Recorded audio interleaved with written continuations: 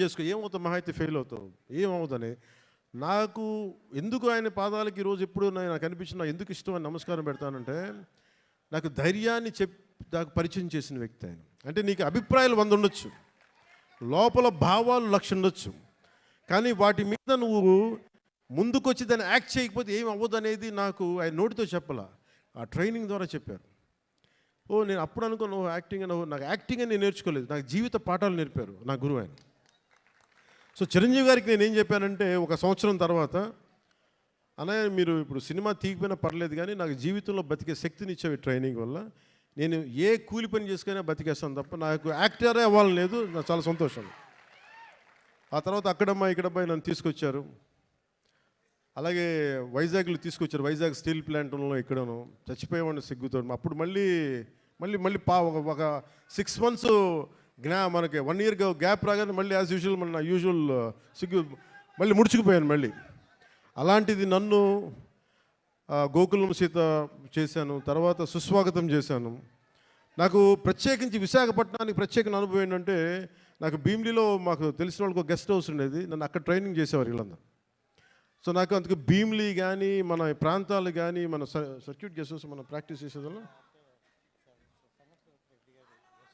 ఒక సంగం Sarath owners guest house ఒకటి ఉండేది. అక్కడే మ్యాక్సిమం ట్రైనింగ్ క్లాసెస్ అని సాయంత్రాలు పూట, మార్నింగ్ ఏమో భీమిలి, సాయంత్రాలు సంగం శరత్. ఇప్పుడు ఇవన్నీ చెప్పాను అనుకోండి, ఈ పవన్ కళ్యాణ్ ఏ ఊరు వెళ్ళినా కనిగిరి వెళ్తే కనిగిరిలో పెరిగానంటాడు, వైజాగ్ వస్తే వైజాగ్లో పెరిగానంటాడు. కానీ నేనేం చేస్తాను, అందుకే నా పేరు పవనం. నేను తిరుగుతూ ఉంటాను, వెళ్తూ ఉంటాను. మనం పవనాలు అయితే అవి కూపస్తా మండూకాలు ఇలాగే మాట్లాడతారు. బావిలో కప్పలు గిరిగిసుకొని కూర్చుంటే వాళ్ళకి అర్థం కావు. పవనం తాలూకు శక్తి వాటికి అర్థం కాదు. పవనం సర్వంతర్యామి.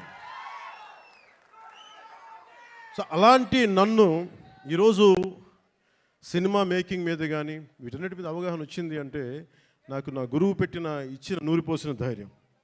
ముందుగా నాకు ఈరోజు మీ ముందు నిలబడగలుగుతున్నాను అంటే, నాకు మా అన్నయ్య చిరంజీవి గారు నన్ను ఇచ్చిన ఆయన నన్ను నమ్మారు, మా వదిన నన్ను నమ్మింది.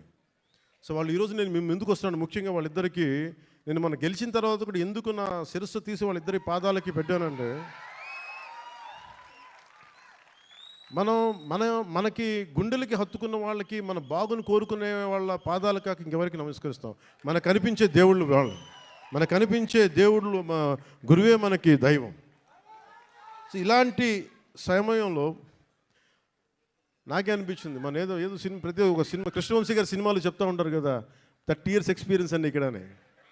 ఇంకొక సంవత్సరం దాటితే మనం కూడా కొంచెం చెప్పచ్చు 30 years ఎక్స్పీరియన్స్ ఇక్కడ. తమాషాలు కదా, 30 years ఎక్స్పీరియన్స్ రాబోతుంది, వెయిట్ చేయండి.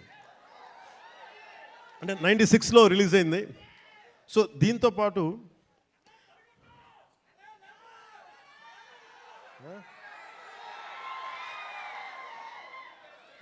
అలాంటి నాకు యాక్టింగే కష్టం అనుకుంటే, మళ్ళీ నా అవసరాలు అంటే నేను బాగా చదివేవాడిని, అంటే అందరిలాగా కాలేజీకి వెళ్ళలేదు, కానీ చాలా విపరీతమైన పుస్తక పఠనం ఉండేది.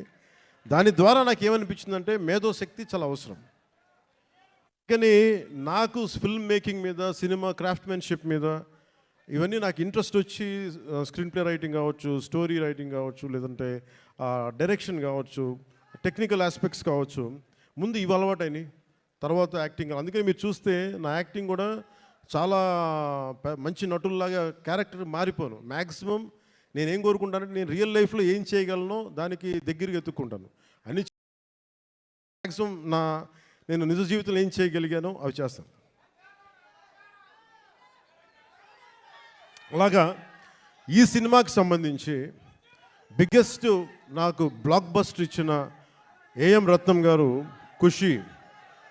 చాలు ఒక్క నిమిషం మాట్లాడు ఒక్క నిమిషం మీరు ఒక నిమిషం. ఇది వేరే హీరో సినిమా కదా, అన్నీ మన సినిమాలే.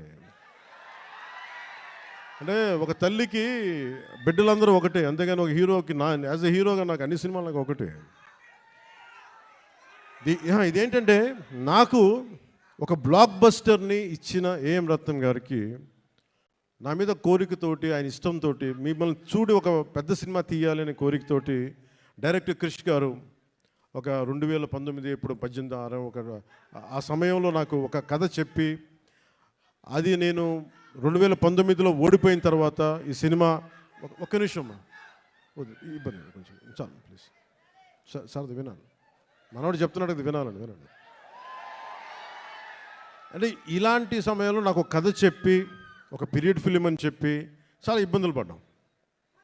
అది 2 కరోనా సీజన్స్ వచ్చినాయి, 2 కరోనా వేవ్స్ వచ్చినాయి, నలిగిపోయాం. తర్వాత మీకు తెలుసు విశాఖపట్నం గొడవలు, తర్వాత గౌరవ ముఖ్యమంత్రి గారిని మనకి రాజమండ్రి ఎపిసోడ్ మీకు తెలుసు. వీటన్నిటి వల్ల సినిమా 3వసారి మన రాజకీయ పరిస్థితుల్లో లేట్ అయింది. అందుకని ఈ సినిమాకి ప్రత్యేకించి వచ్చినప్పుడు నేను ఉప ముఖ్యమంత్రిగా బాధ్యతలు తీసుకున్న తర్వాత కూడా సడన్గా మన పార్టీ ఆఫీస్ కోతవేటు దూరంలో ఉన్న అక్కడ ఉన్న స్థానికంగా మనం మిడ్ వ్యాలీ స్టూడియోస్లో మిడ్ వ్యాలీ స్థలాన్ని స్టూడియోగా మార్చుకొని నేను ఈ సినిమాని ఓజీని రెండింటిని కంప్లీట్ చేశాను. అంటే ఎక్కడా కూడా మనం తీసుకున్న శాఖలకి ఇబ్బంది లేకుండా, అది పంచాయతీరాజ్ శాఖ కావచ్చు, ఫారెస్ట్ డిపార్ట్మెంట్ కావచ్చు, ఎన్వైర్న్మెంట్ కావచ్చు, వీటన్నిటికీ ఇబ్బంది కలగకుండా ఈ సినిమాని ఫినిష్ చేశాం. మధ్యలో ఈ మూల కథని కానీ ఒక బలమైన శాతం, అంటే దాదాపు ఒక 30% 40% దాదాపు 30% ఆ సినిమాని కృషి డైరెక్ట్ చేసినట్టున్నారు. ఆయన మొదలుపెట్టిన ఈ కథని చాలా మధ్యలో ఆయన కొన్ని వ్యక్తిగత కారణాలు కావచ్చు, మిగతా ఇతరత్ర కారణాల వల్ల ఆయన ప్రాజెక్ట్ నుంచి పక్కకి వెళ్ళిపోయినప్పటికీ కూడా ఆయన ఎప్పుడు ఈ ప్రాజెక్ట్ ముందుకెళ్ళాలని కోరుకున్న ఒక మంచి దర్శకులు ఆయన.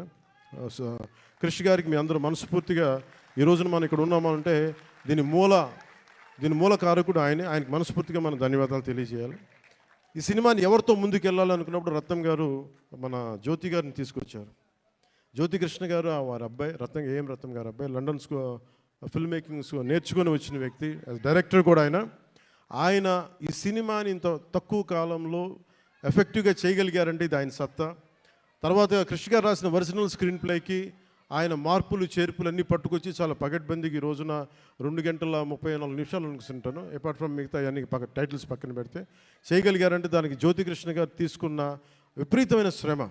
ఆయన మనస్ఫూర్తిగా నా ధన్యవాదాలు తెలుపుకున్నాను. ఎందుకంటే నేను మేము సినిమాలో ఏం చేసాము అని చెప్పడానికంటే కూడా రేపు పొద్దున మీరు చూసి ఇంకొక ప్రీమియర్ షోస్ కూడా పడిపోతాయి కాబట్టి మీరు చూసి నాకు తెలియజేయండి.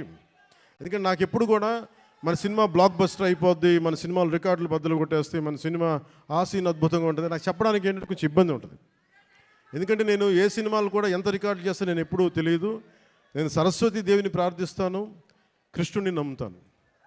కర్మ చేయి, ఫలితం భగవంతుడికి వదిలేయాలి. అలాగే ఈరోజు మేము ఇంత చేసాం,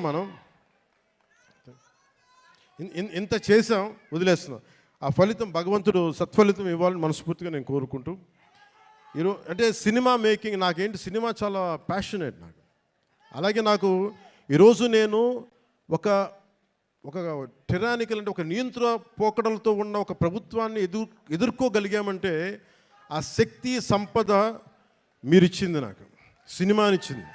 సో ముందుగా మీ అందరికీ నా ధన్యవాదాలు తెలుపుకుంటూ, అలాగే ఎగ్జిక్యూటివ్ ప్రొడ్యూసర్ దయాకర్ రావు గారికి, జ్యోతి కృష్ణ గారికి, మన డానిష్ గారికి,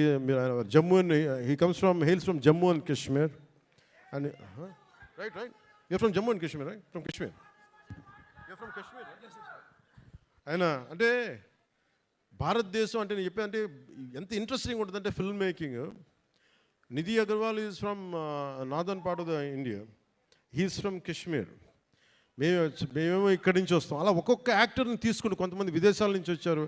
అంటే ఫిల్మ్ మేకింగ్ సినిమా అనేది దీనికి కులం లేదు, మతం ఉండదు, రేస్, రిలీజియన్, లింగ్విస్టిక్ బ్యారియర్స్ ఏముండవు.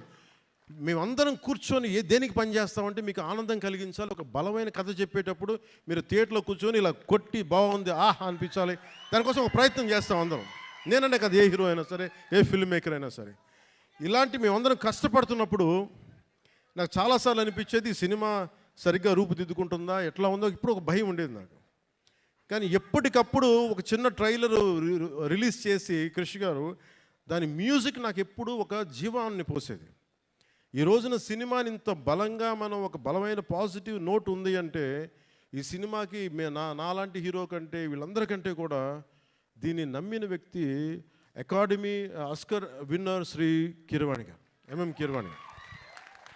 అంటే ఆయన కనుక సినిమాకి డైరెక్షన్ లేకపోతే ఈ సినిమా ఇంత అద్భుతంగా వస్తా నాకైతే సందేహం. ఆయన లేకపోతే, కీరవాణి గారు లేకపోతే హరిహర వీరమల్లు అనే సినిమా లేదు. మేము ఎంత గొప్ప కథ చేసినప్పటికీ, మేము ఎంత బాగా నేను యాక్ట్ చేసినప్పటికీ, దాన్ని ఆ ఎమోషన్స్ని సరిసమానంగా దాన్ని ముందుకు తీసుకెళ్ళగలిగే నేపథ్య సంగీతం కానీ సాంగ్స్ కానీ లేకపోతే అది దానికి ఆ శక్తి సరిపోదు.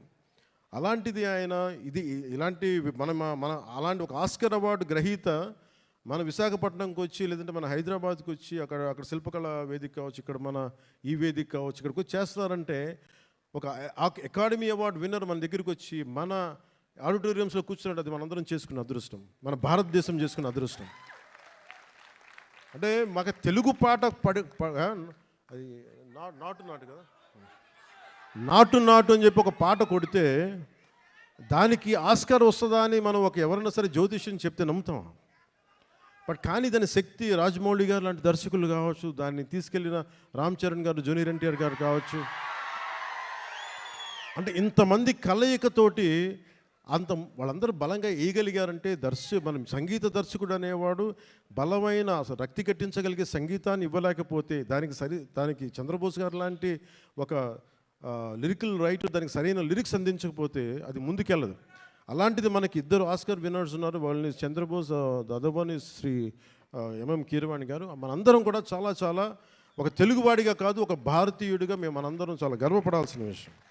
సో అలాంటి దర్శకులు, సంగీత దర్శకులు మన హరిహర వీరమల్లుకి నిన్న రాత్రి చూశాను మొత్తం, కొంచెం అన్ని నేను రీల్స్ టెస్ట్ చేస్తాను ఫస్ట్ టైం చాలా సంవత్సరాల తర్వాత. ఖుషి తర్వాత మళ్ళీ నేను ప్రతి రీల్ చూడడం, ఎందుకంటే నేను సడన్గా డబ్బింగ్ తర్వాత సినిమాలు చూడండి, నాకు భయం సినిమాలు చూడాలంటే. ఇందులో డైలాగులు ఉండవు, యాక్షనే ఉంటుంది. ధర్మం జోలికి వస్తే తాట తీసేస్తామనే ఉంటుంది తప్ప. ఏం తల్లి బాగున్నావా? గుర్తుంది, మన ఆఫీస్లో కలిసాము. అవును గుర్తుంది.